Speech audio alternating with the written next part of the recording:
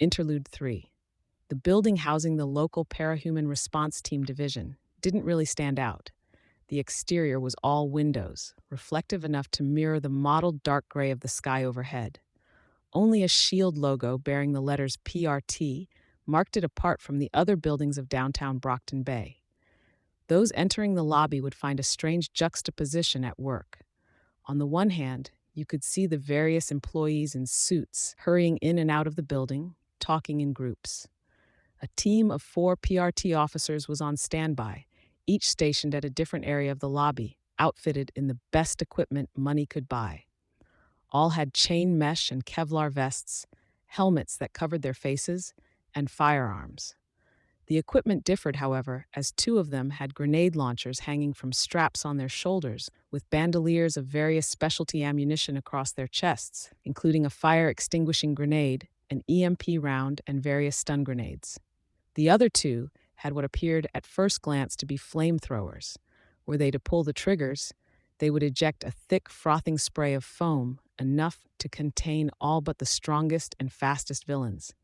In stark contrast to this, there was the gift shop that would be thick with youths when school ended, sporting a selection of action figures, posters, video games, and clothing.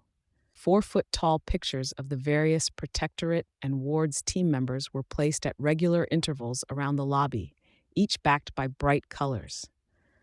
There was a cheery tour guide waiting patiently by the front desk, smiling handsomely at anybody who happened to glance his way. On schedule, he would introduce tourists and children to the PRT offices, the armory, the training area, and the parking lot with the parahuman containment vans, showing them what it took to manage the local heroes. For those willing to pay for the premium tour, wait up to 2 hours and suffer a PRT squad escort, there would be an additional stop on the tour, a glimpse of the ward's headquarters. As a beleaguered team of young heroes staggered into the lobby, however, there was no tour, only a heavy-set woman with a bob. She wore a navy blue suit jacket and skirt and waited with a pair of stern-looking men in suits just behind her. Wordlessly, she led them through a door behind the front desk and into a meeting room. Director Pigott, "Ma'am," Aegis greeted her, his voice strained. His costume was in shreds and was more crimson with his own blood than it was its original white. It was bad enough his civilian identity might have been revealed if it weren't for the matted blood and the chunks of meat that had been taken out of him, some of the wounds nearly a foot across. "Good God, Aegis," her eyebrows raised a fraction. "You look like hell. What's wrong with your voice?" "Punctured lung, ma'am," Aegis rasped. "I think there's a hole in my front and back." As if to demonstrate, he stuck his fingers into his chest cavity. Director Pigott didn't look away, but one of the men standing behind her looked a touch green around the gills. "I can take you at your word. You don't need to stick your arm all the way through your chest to demonstrate." Aegis grinned and removed his hand from his chest. Her expression hardened. "I wouldn't be smiling right now." Aegis' grin fell. He glanced over his shoulder at his teammates. Gallant, Kidwin, Vista, Browbeat, and Clockblocker were all wearing suitably somber expressions. "This was a fiasco," she told them. "Yes, ma'am, we lost," Gallant admitted. "You lost, yes, that's the least of it. You also caused horrific amounts of property damage. I'm afraid any and all destruction caused by New Wave's golden child is also your responsibility, since you invited her along, without my say-so." "I invited her," Gallant spoke up. "I'll take the blame, and you can take the costs for the property damage out of my trust." Director Pigott offered him a thin and utterly humorless smile. "Living up to your name, I see?" "Yes, I'm sure that's the best way to get the message across.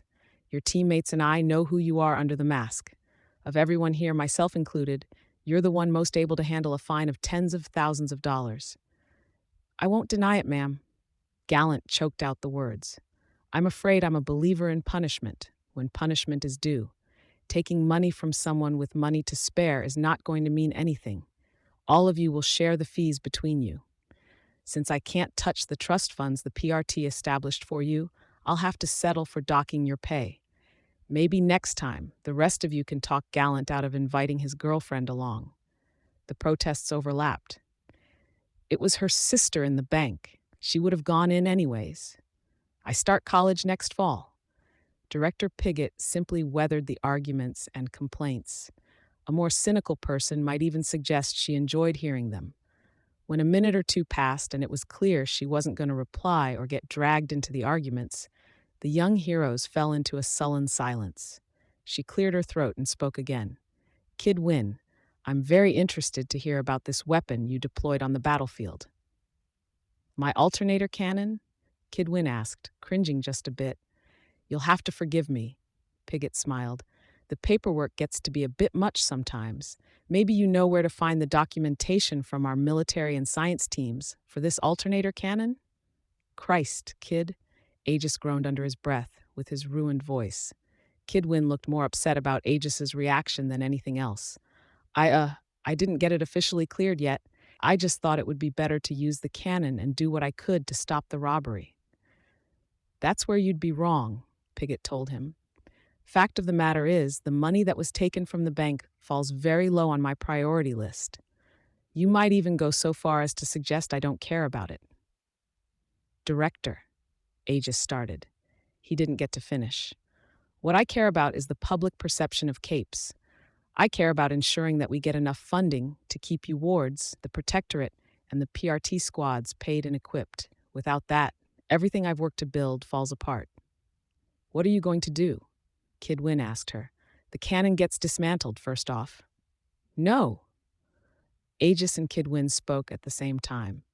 Director Pigott looked briefly surprised at the defiance. I started on the alternator cannon so I'd have something to bring out in case of a Class A threat, Kid Win said. Getting rid of it would be such a waste. I don't care if I never get to use it again. Give it to your PRT squad. I'll teach someone how it works. You can mount it on one of your trucks or something. Director Pigott frowned. The amount of time and money that would require for an event that might never occur. No. I suppose you can keep the cannon. Kid Win practically sagged with relief. But whatever the power source is, you're removing it, and I'm keeping it under lock and key.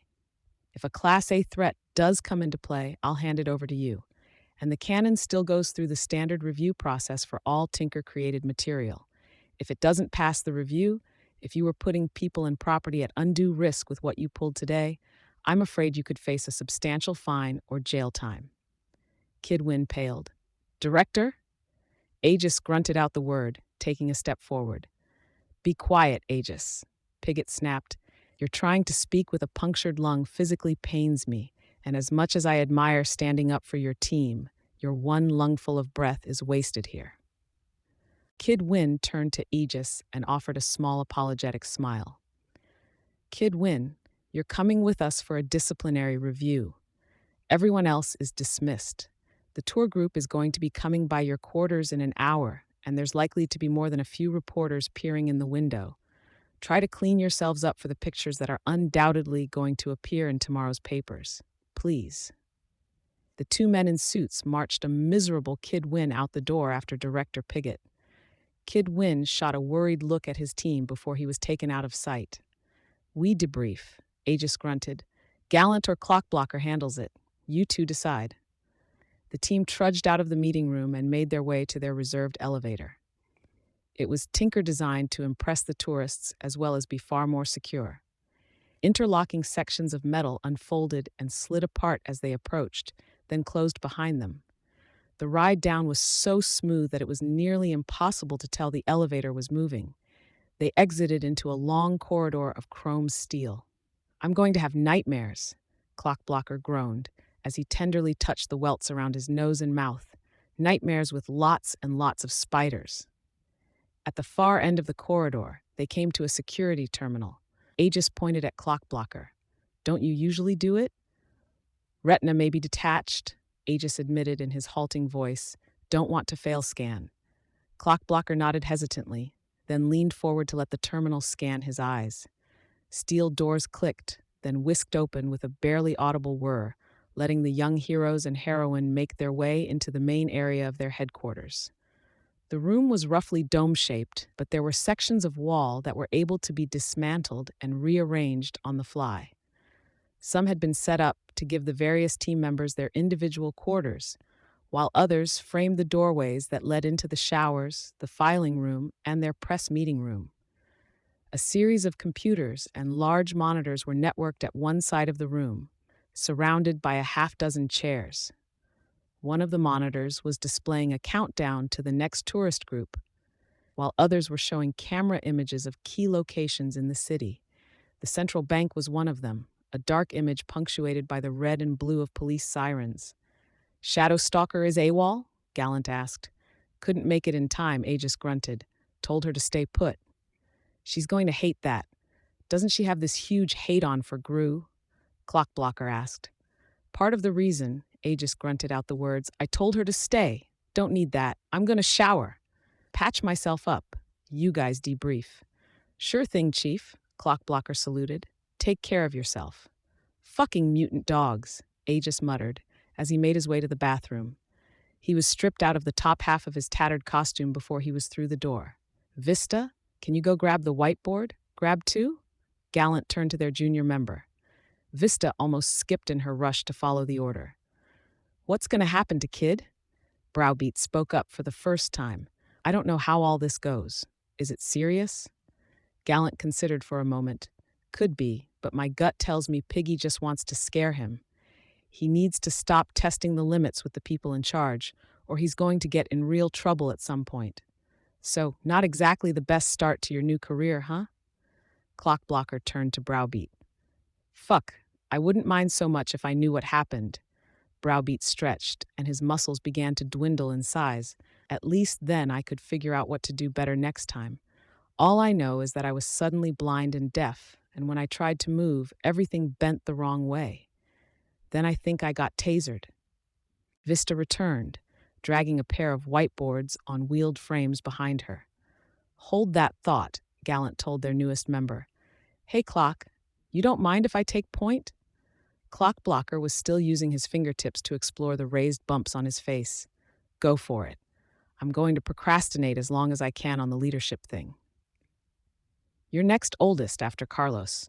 It's only going to be, 3 or 4 months before you're the senior member? And I'll hold that position for not even the rest of the summer before I graduate and pass the mantle to you." Clockblocker smiled self-deprecatingly. "No worries. Take charge." Gallant took off his helmet and held it in one hand, running his fingers through his sweat-damp blonde hair. He smiled winningly at Vista as she positioned the whiteboard so everyone could see them. "Thank you." Gallant didn't need to use his power to get an emotional response from the 13-year-old heroine. She turned a bright pink.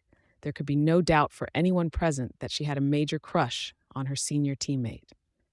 "Okay, guys," Gallant said, "before we get started, I think it's important to make some things clear. First off, most importantly, today was not a failure.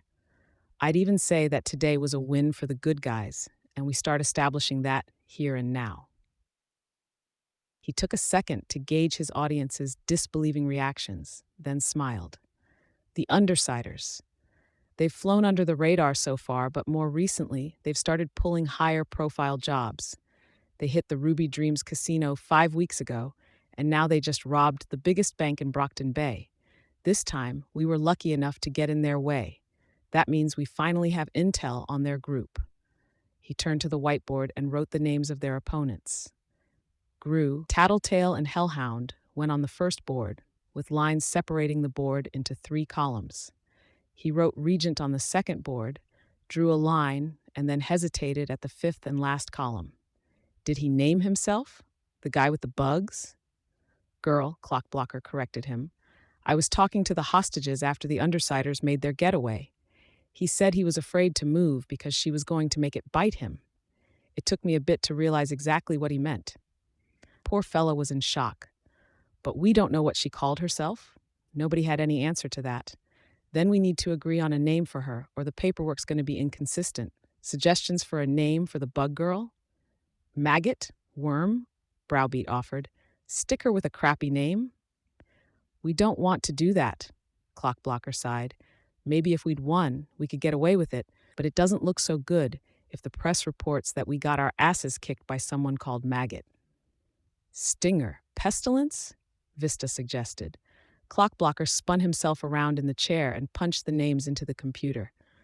"Taken. Stinger is some villain in California with power armor, a jetpack, and homing missiles. And Pestilence is a creepy psycho in London. Skitter? Gallant put the name out there. There was a clatter of keys as Clockblocker checked. It's not taken. Then it's good enough. Gallant wrote the name up on the whiteboard. Now we brainstorm. This is where we recoup our losses from the day, figure out an angle so we can win next time. So don't hold back. Share any detail, no matter how insignificant. Gru's power isn't just darkness. You can't hear in there either. And it feels strange too, Browbeat spoke. There's resistance, like you're underwater, but not floating. Good, Gallant wrote that in Gru's column. Next. The mutants that Hellhound makes. The dogs, she doesn't control them with her mind. They're trained, Vista offered. She tells them what to do with whistles, gestures. Yes, good, I noticed that, Gallant replied, excitedly adding another note to the whiteboard. The girl with the bugs, Skitter. It's just the opposite. She has a lot of fine control over them, Clockblocker added. Yes. Also, according to the hostage I talked to, she said she can sense things through her bugs, which is how she kept an eye on the hostages. It wasn't long before most columns were full enough that Gallant had to turn the whiteboards around to use the backs. Carlos returned from the shower, wearing sweatpants and a towel around his shoulders. He was Puerto Rican, his hair long. His body was clean of blood, barring a few residual trickles from the mess of ragged wounds on his arms, stomach, and chest. He had clumsily stitched the cuts and gouges together, which did surprisingly little to make them easier to look at. He sat down on a chair and added his input for the lists, which didn't amount to too much. He had been incapacitated for too much of the fight to have much to say. There was an abrasive noise from the computer as every monitor suddenly flashed yellow. The wards hurried to pull on their masks. Aegis grabbed a spare from a drawer by the computers. The entrance whirred open, and Armsmaster strode in, accompanied by the winsome Miss Militia. She wore a modified military uniform, tight enough in the essential areas to accentuate her curves, sporting a scarf around her lower face with an American flag embroidered on it, and a similar sash around her waist. Most arresting, however, was the large rocket launcher she held across her shoulders in the same way a weightlifter might hold a barbell. Armsmaster, Gallant stood up. Good to see you, sir. Miss Militia, always a pleasure. Ever the gentleman, Miss Militia's eyes hinted at the smile behind her scarf. We brought a guest. Following behind Armsmaster and Miss Militia was a teenage girl in an enveloping white robe. Panacea. She had an ID card on a cord around her neck, featuring her photo and the word guest in bright blue letters. She was kind enough to volunteer to come here and patch you guys up, Miss Militia told the young heroes. Can't send you home with horrible injuries and hundreds of bug bites, can we? That would give away the show. She shifted the position of the rocket launcher on her shoulders, and it dissolved into a blur of green-black energy. The energy lunged and arced around her for a few brief moments, then materialized into a machine gun. It only held that form for a few seconds before it flickered and solidified into a sniper rifle, then a harpoon gun, and finally settled in the form of a pair of Uzis, one in each of her hands. She barely seemed to notice, beyond the automatic action of holstering the guns. I wanted to thank you guys for coming to my rescue, Panacea spoke shyly, and for letting Glory Girl come with you. Gallant smiled, then in a more concerned tone he asked, You two are okay? Panacea shook her head. Tattletale found a way around my sister's invincibility. Glory Girl was bitten pretty badly, which is why I didn't come sooner. I think it hits you harder psychologically when you're pretty much invincible, but you get hurt anyways. But we're okay now. She's healed but sulking. I'm all right. Bump on my head, but I'm okay. Good. Armsmaster was at the whiteboard, going over the points. I like this, but this one, he tapped the column titled Tattletale, nearly empty. None of us ran into her, and the hostages didn't have anything to say about her, Gallant replied. Panacea may be able to help there, Miss Militia offered. All eyes turned to the girl. A lot happened, Panacea hedged. Any detail helps. I'm sorry, she said, looking down at the ground. I got smacked across the head, but my power doesn't work on myself, and I'm not really the type to go out in costume and get into fights, so having my life threatened, I dunno. All that, I can't put my thoughts in order just yet. The sooner, Armsmaster started. It's fine, Miss Militia interrupted him. Amy, why don't you start taking care of the wards? If something comes to mind, anything the undersiders said or did, or any clues you think might help, share it afterwards, all right? Panacea smiled gratefully at the heroine, then turned to the group. Who needs the most help? Aegis? I'll live, Aegis said. I can be last. Gallant hesitantly raised his hand. One of Hellhound's dogs slammed into me. I think I might have a broken rib. Paramedics cleared me, but I want to be extra sure I'm not risking a punctured lung or something. Panacea frowned, then gestured to the far end of the room. I'll take a look at you over there. Go figure. Glory Girl's boyfriend gets special treatment. Clockblocker grinned. To make it clear, he was just poking fun. Gallant just smirked in response. The pair went to Gallant's alcove and she sat him down on the bed before laying a hand on his shoulder. She pulled her hood back and furrowed her brow. You don't have a punctured lung. You've got one fractured rib, but you're not even in that much pain. Why? I lied. I wanted to talk to you alone. He took her hand. She scowled and pulled her hand back like he'd bitten her. As if to make doubly sure he wouldn't grab her hand again, she folded her arms. You know I can sense emotions, he said. Everyone's emotions, like a cloud of colors around them. Can't turn it off. It's just how I see the world. Victoria mentioned that. So you're an open book to me. I know you're scared. No, you're terrified, and that's why you're not talking. She sighed and sat on the bed, as far from Gallant as she could. I never wanted these powers. I never wanted powers, period. He nodded. But I got them anyways, and I got international attention over it. The healer, the girl who could cure cancer with a touch, make someone 10 years younger, regrow lost limbs. I'm forced to be a hero, burdened with this obligation. I couldn't live with myself if I didn't use this power. It's such an opportunity to save lives. But at the same time, I can't cure everyone. Even if I go to the hospital every night for 2 or 3 hours at a time, there are thousands of other hospitals I can't visit, tens of millions of people who are terminally ill or living in a personal hell where they're paralyzed or in constant pain. These people don't deserve to face that, but I can't help them all. I can't help 1% of them if I put in 20 hours a day. You have to focus on what you can do, Gallant told her. Sounds easier than it is, Panacea answered with a touch of bitterness. Do you understand what it means to cure some of these people? I feel like every second I take to myself is a second I've failed somehow. For 2 years, it's been this pressure. I lie in bed, awake at night, and I can't sleep.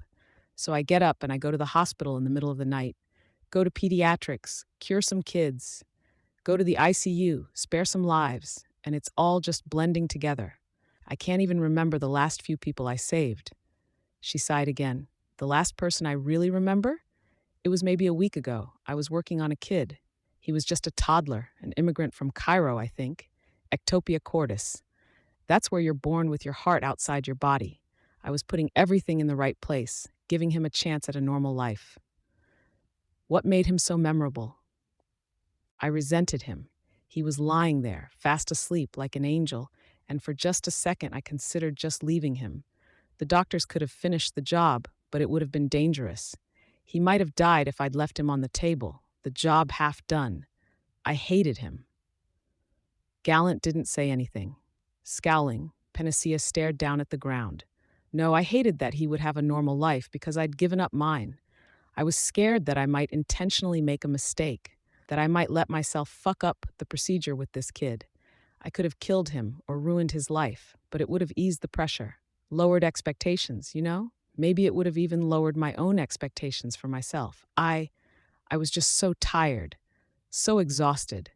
I actually considered for the briefest moment abandoning a child to suffer or die.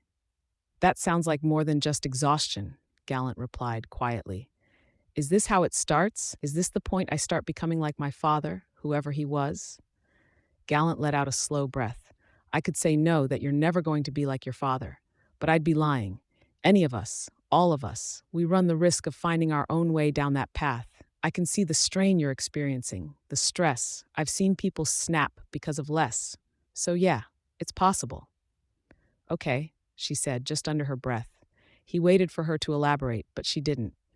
Take a break. Tell yourself it's something you have to do to recharge your batteries and help more people in the long run. I don't think I can. They sat in silence for a few moments. He turned towards her. So what does this have to do with what happened at the bank? She knew everything. That tattletale girl, she said she's psychic, and from what she said, what she knew, I believe it. Gallant nodded. You know what it's like to talk to people like her? Like you, no offense? You build up this mask, you delude yourself into thinking everything is normal, and you force yourself to look past the worst aspects of yourself. And then these gallants and tattletales just strip you naked, force you to confront it all. I'm sorry. You said yourself, you can't turn it off, right? Can't really blame you. It's hard to be around, especially after dealing with Tattletale. What did she say? She threatened to talk about stuff worse than what I just told you, I guess. Threatened to tell me things I just don't want to know. Said she'd use what she knew to ruin my relationship with Victoria and the rest of my family. Amy hugged herself. My sister's all I've got, the only person with no expectations, who knows me as a person. Carol never really wanted me. Mark is clinically depressed, so as nice as he is, he's too focused on himself to really be a dad. My aunt and uncle are sweet, but they've got their own problems. So it's just me and Victoria. Has been almost from the beginning.